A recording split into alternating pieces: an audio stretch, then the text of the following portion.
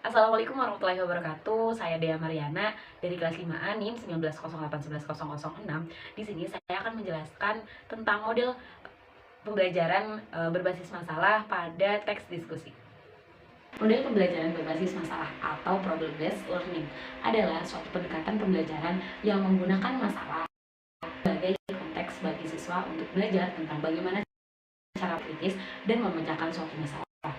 Masalah belajar digunakan untuk merangsang refleksi tingkat tinggi dalam situasi berorientasi masalah. Kemudian termasuk belajar untuk belajar juga. Di sini peran guru sangat penting karena untuk menyajikan masalah, memberi pertanyaan, dan memfasilitasi penyelidikan dan dialog. Pembelajaran berbasis masalah adalah suatu model pembelajaran yang melibatkan siswa memecahkan masalah dengan tahap metode ilmunya, sehingga siswa dapat belajar pengetahuan masalah dan pada saat yang sama memiliki kemampuan yang dibutuhkan untuk memecahkan masalah. Problem based learning adalah proses belajar yang titik awal dimulai didasarkan pada masalah kehidupan nyata dan masalah siswa yang didorong untuk mempelajari masalah ini atas dasar pengetahuan dan pengalaman baru. Menurut pendapat banyak ahli, dapat disimpulkan bahwa model pembelajaran berbasis masalah adalah model pembelajaran yang pertama-tama menyerahkan masalah kepada siswa di tempat masalah itu ditemui atau dalam pengalaman sehari-hari. Secara umum, pembelajaran berbasis masalah ini menunjukkan kepada siswa situasi masalah yang nyata dan bermakna, membuatnya lebih mudah bagi mereka untuk melakukan penyelidikan. Tujuan dari belajar soal model pembelajaran berbasis masalah, menurut Kementerian Pendidikan Nasional pada tahun 2003, pembelajaran berbasis masalah menjadikan peserta didik untuk mandiri, yang berarti ketika siswa belajar, siswa dapat memilih strategi, kemudian pembelajaran yang berkualitas dengan menggunakan strategi untuk belajar dan mampu mengendalikan proses belajar, serta termotivasi untuk menyelesaikan studinya. Dari makna ini dikatakan bahwa tujuan utama dari pembelajaran masalah adalah untuk mengeksplorasi kreativitas siswa dalam refleksi dan motivasi siswa untuk terus belajar. Kemudian di sini akan menjelaskan tentang prinsip pembelajaran berbasis masalah. Prinsip pembelajaran berbasis masalah yang perlu diperhitungkan meliputi konsep dasar, batasan masalah, belajar mandiri, pertukaran pengetahuan dan evaluasi, kemudian konsep dasar. Dalam pembelajaran ini, instruktur dapat memberikan konsep dasar, instruksi, referensi, atau tautan dan keterampilan yang diperlukan untuk pembelajaran. Hal ini untuk memungkinkan siswa memperoleh peta yang akurat tentang arah dan tujuan pembelajaran. Konsep yang diberikan tidak perlu dirinci, sebaiknya menggunakan bentuk outline agar siswa dapat berkembang secara mandiri dan mendalam. Pendefinisian masalah pada langkah ini, instruktur mengusulkan adegan atau pertanyaan, dan siswa bekerja dalam kelompok untuk berbagi kegiatan. Pertama, brainstorming. Semua anggota kelompok dengan bebas mengungkapkan pendapat atau ide dan reaksi mereka terhadap adegan tersebut, memungkinkan segala macam pendapat. Yang kedua, membuat pilihan untuk memilih pendapat yang lebih fokus. Ketiga, mengidentifikasi masalah, membagi tugas ke dalam kelompok, dan mencari referensi untuk memecahkan masalah yang diperoleh. Konselor memprovokasi pilihan yang dibuat oleh siswa. Siswa ini pada akhirnya berharap untuk memiliki pemahaman yang jelas tentang apa yang mereka ketahui, apa yang tidak mereka ketahui, dan pengetahuan apa yang mereka butuhkan untuk mengatasi masalah ini. Kemudian pembelajaran mandiri. Setelah memahami tugas, setiap mahasiswa atau siswa akan mencari berbagai sumber yang dapat memperjelas masalah penelitian seperti perpustakaan, artikel tertulis, web, bahkan pakar di bidang terkait. Tujuan utama dari tahap investigasi adalah yang pertama, memungkinkan siswa untuk menemukan informasi terkait dengan masalah yang dibahas di kelas dan mengembangkan pemahaman mereka. Yang kedua, mengumpulkan informasi untuk presentasi di kelas yang perlunya relevan dan mudah dipahami. Kemudian pertukaran pengetahuan. Setelah mendapatkan sumber untuk keperluan mendalam materi secara mandiri, pada pertemuan berikutnya peserta didik berdiskusi dalam kelompoknya. Kemudian dapat dibantu dengan guru untuk mengklarifikasi dan merumuskan solusi dari permasalahan tersebut. Langkah selanjutnya, presentasi. Hasil dalam kelas dapat mengakomodasikan masukan dan pleno, menentukan kesimpulan akhir dan dokumentasi akhir. Untuk memastikan setiap peserta didik mengikuti langkah ini dilakukan dengan mengikuti petunjuk. Kemudian karakteristik pembelajaran berbasis masalah. Menurut Neil Liu pada bukunya tahun 2005 mendeskripsikan karakteristik model pembelajaran berbasis masalah, yaitu yang pertama, learning is student center. Proses pembelajaran ini dititik beratkan pada siswa. Kemudian memiliki dukungan teoritis konstruktivis yang mendorong siswa untuk mengembangkan pengetahuannya sendiri. Authentic problem from the organizing focus for learning. Masalah yang disajikan kepada siswa adalah masalah nyata, sehingga siswa dapat dengan mudah memahami masalah dan dapat menerapkannya dalam kehidupan kelak. Kemudian new informasi is accurate through self-directing learning. Dalam proses pemecahan masalah, siswa mungkin tidak tahu dan memahami semua pengetahuan yang diperlukan, agar siswa mencoba mencari sumber yang lain. Kemudian learning occurs in small group, dalam rangka melakukan interaksi ilmiah dan pertukaran ide dalam rangka membangun melalui kerjasama, maka dilakukan per kelompok-kelompok kecil. Grup yang dibuat membutuhkan tugas dan tugas yang jelas, tujuan yang jelas, yaitu yang pertama teach arts acts fasilitator. Dalam pelaksanaannya, guru hanya berperan sebagai fasilitator, namun meski begitu guru harus selalu memantau perkembangan kegiatan peserta dan mendorong siswa. Selanjutnya saya akan menjelaskan tentang teks diskusi. Teks diskusi, pengertian dari teks diskusi yaitu jenis teks yang memberikan dua opini objektif tentang sesuatu. Pendapat ini tentu ada yang selaras dan ada juga kontradiksi. Ketika kita berbicara tentang diskusi, tidak dapat dipungkiri bahwa diskusi kita memiliki argumen yang berbeda atau berbagai pendapat. Demikian pula dengan teks diskusi, punya pendapat yang berbeda juga, yakni pendapat yang menerima dan pendapat yang tidak setuju. Oleh karena itu, kita perlu memiliki pemikiran luas tentang suatu masalah jika kita ingin membuat teks diskusi. Teks diskusi dapat didefinisikan sebagai teks yang berisi wacana yang bermasalah. Wacana bermasalah adalah wacana yang memiliki dua kubu antara profesional dan kerugian, antara pendukung dan lawan. Masalah yang disajikan dalam teks adalah diskusi akan dibahas atas dasar dua sudut pandang, pro dan kontra. Tujuan komunikasi dari teks diskusi itu sendiri adalah untuk menyajikan masalah atau pertanyaan dalam hal setidaknya dua sudut pandang. Sebelum mencapai kesimpulan atau rekomendasi, tujuan teks diskusi adalah yang pertama untuk mencari perjanjian atau pemahaman tentang ide atau pendapat. Diskusi yang melibatkan beberapa orang disebut diskusi kelompok. Dalam diskusi kelompok yang mengharuskan kepala yang disebut presiden diskusi, penugasan ketua diskusi atau presiden diskusi adalah untuk membuka dan menutup diskusi, membahas minat bagi anggota untuk mengeluarkan ide, anggota yang dimediasi, yang mendukung dan menyimpulkan hasil diskusi. Struktur teks diskusi meliputi pertanyaan, argumen pro dan kontra, dan kesimpulan.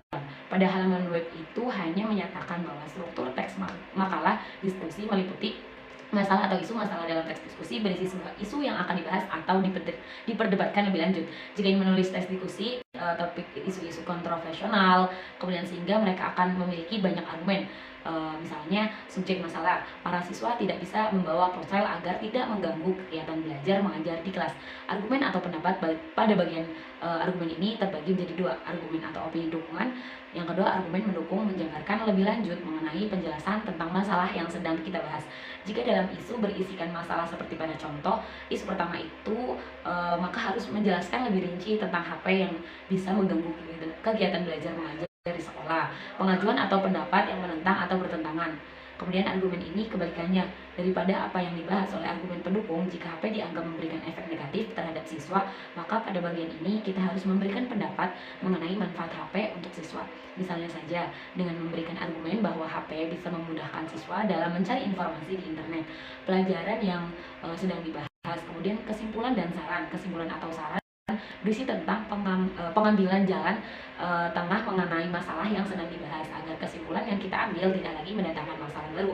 Misalnya saja dalam masalah HP ini kita bisa memberikan saran atau kesimpulan dengan menuliskan sekolah memperbolehkan siswa membawa HP asal tidak diaktifkan ketika kegiatan belajar mengajar sedang berlangsung. Contoh teks diskusi, masalah atau isu. Sekolah buat peraturan dalam penggunaan salah satunya dengan melakukan inspeksi atau pemeriksaan isi telepon genggam siswa. Peraturan ini menuai banyak pro kontra dan kontroversi ya. Argumen yang pertama yaitu peraturan penggunaan telepon genggam perlu ditegakkan. Pemeriksaan isi telepon genggam siswa harus dilakukan. Siswa sekarang cerdik, kemajuan teknologi dan kecepatan informasi dapat membuat siswa mendapat asupan konten atau hal-hal yang tidak diawasi oleh orang tua dan guru. Siswa dapat menyimpan berbagai hal di telepon genggamnya, seperti konten tidak senonoh. Sekolah perlu ikut andil dalam membantu orang tua mengawasi perilaku anak. Peraturan penggunaan telepon genggam memang perlu diatur, tetapi sebatas saat kegiatan belajar mengajar saja. Pemeriksaan telepon genggam siswa tidak perlu dilakukan karena itu merupakan pelanggaran privasi. Bila ingin melindungi siswa dari arus informasi dan digitalisasi, sekolah dapat melakukan sosialisasi bijak berinternet. Bila peraturan pemeriksaan telepon genggam diberlakukan, siswa akan direnggut haknya. Siswa tidak dapat menolak karena ada pengaruh relasi kuasa. Kesimpulan atau saran, peraturan dalam penggunaan telepon genggam di sekolah perlu, tetapi memeriksa telepon genggam adalah pelanggaran privasi. Sekolah dapat membantu orang tua dengan berperan dalam mengajari siswa bijak menggunakan telepon genggam. Peran tersebut dapat berupa sosialisasi bijak per internet, penggunaan model pembelajaran berbasis masalah dalam materi teks diskusi. Pengajar mempunyai cara dan gaya belajar dalam menjelaskan suatu materi kepada para siswa itu yang dinamakan dengan model pembelajaran. Terdapat beberapa model pembelajaran yang sering digunakan oleh para pengajar di Indonesia. Model pembelajaran bertujuan untuk mempermudah pengajaran dan menjelaskan materi yang akan disampaikan. Maka dari itu, di dalam memilih model pembelajaran harus sesuai dengan tujuan pembelajaran, serta sesuai dengan kondisi dan situasi para peserta. Kemudian salah satu model pembelajaran adalah model pembelajaran berbasis masalah. Dalam usaha meningkatkan kualitas belajar, para siswa harus ada revolusi pemikiran dalam belajar. Pada umumnya saat belajar, siswa berpusat pada guru sebagai sumber pengetahuan dan informasi. Namun kali ini fokus pembelajaran berpusat pada siswa dengan kondisi agar lebih mempererat antara siswa dan guru. Diberikan ruang pemikiran seluas-luasnya dalam membangun konsep-konsep belajar. Siswa sebagai pusat pembelajaran bertujuan untuk menumbuhkan kepercayaan diri dalam diri siswa, mampu berkomunikasi dengan baik di depan umum, dapat belajar mandiri serta bertanggung jawab untuk memperkaya dan mengembangkan ilmu pengetahuan serta keterampilan dalam diri siswa. Kemudian dalam model pembelajaran berbasis masalah, siswa dituntut untuk dapat memecahkan masalah dan memiliki kecakapan dalam berinteraksi. Hal ini dapat bermanfaat juga bagi masa depan para siswa supaya dapat memecahkan masalah atau tantangan yang ada dalam kehidupan sehari-hari. Dalam konsepnya pembelajaran berbasis masalah, para siswa dididik untuk bekerja dalam tim agar dapat memecahkan suatu masalah secara nyata. Masalah yang muncul digunakan oleh para siswa untuk menggali rasa ingin tahu dalam pembelajaran. Dalam materi pembelajaran teks diskusi dapat digunakan dengan model pembelajaran berbasis masalah.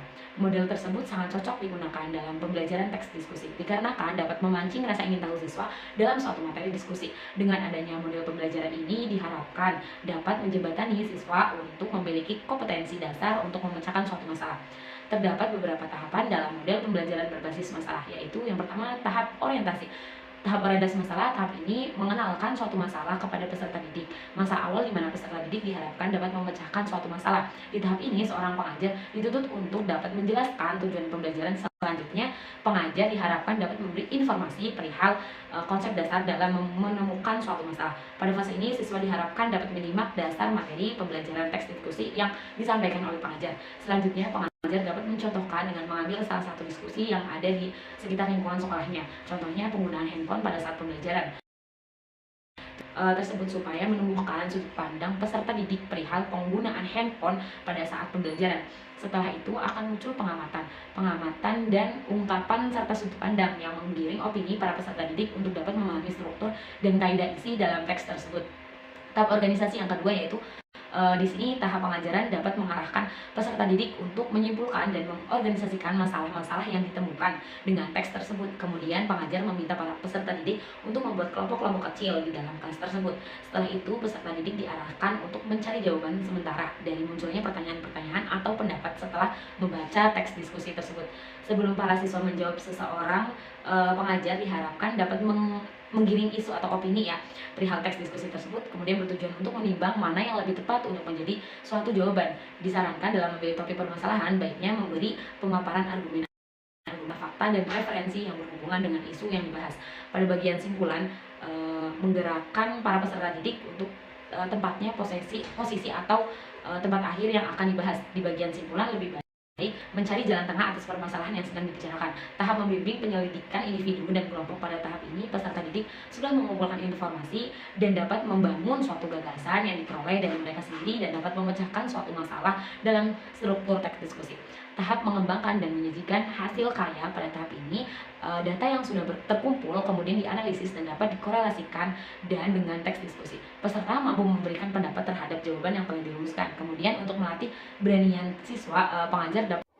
Cukup sekian yang dapat saya sampaikan. Terima kasih. Wassalamualaikum warahmatullahi wabarakatuh.